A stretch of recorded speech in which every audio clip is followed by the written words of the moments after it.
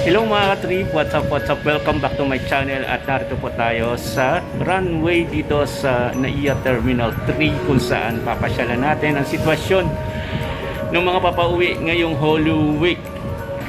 Pero kung bago ka pa lang sa channel ko mga ka-trip at ngayon ka lang napasyal, so subscribe na, i-click mo yung bell na yan kung gusto mo ng ganitong content na naglalakwarta tayo, nagmomoling, at i-share ko sa inyo ang mga lugar na akin napupuntahan.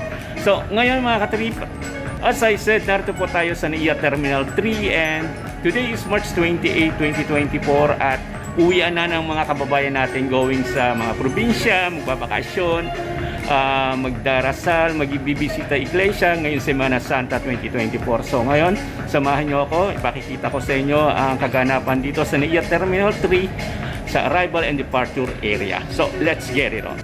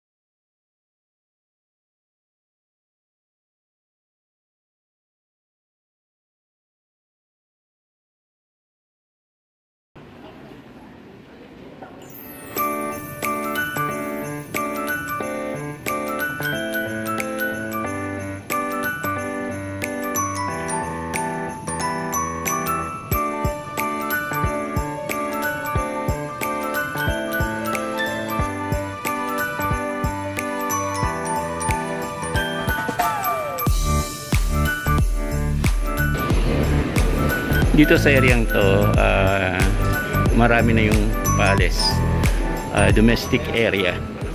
Some are going to Cebu, Davao, Cotabato, in part of southern Manila.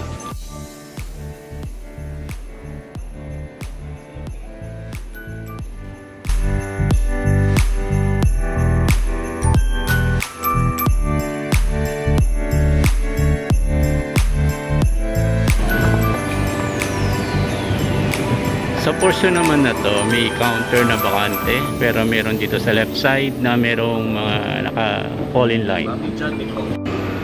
Sa part naman na to, medyo dito sa left side ko, madalang yung nakapila, pero dito naman siguro inihintay pa nila na mag-open yung counter para sa kanilang early check-in.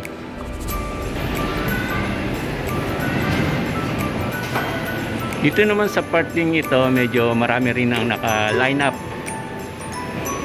going to sa kanilang mga lugar. So you will see, marami na rin mga tao rito. So walking tour din tayo paminsan-minsan dito sa NAIA Terminal 3 para tayong nasa mall. So sa gilid niya yung mga boutique, mga shop, at may mga fast food chains.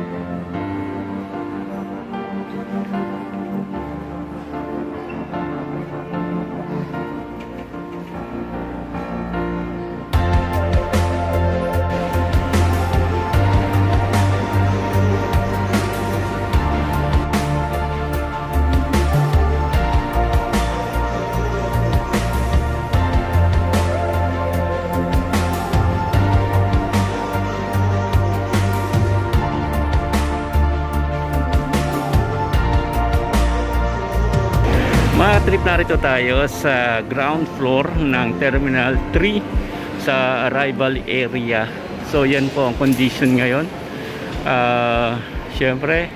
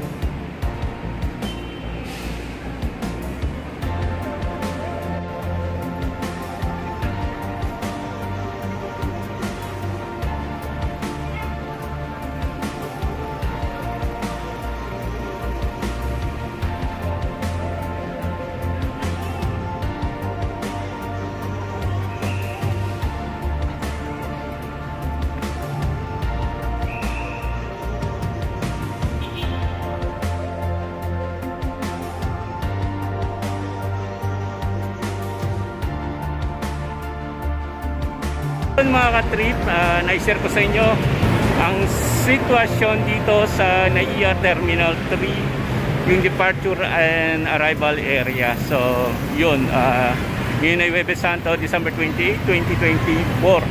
So until next galaan mga ka-trip, thank you, and please share lang itong video to. Blessed Sunday sa inyo and happy Easter.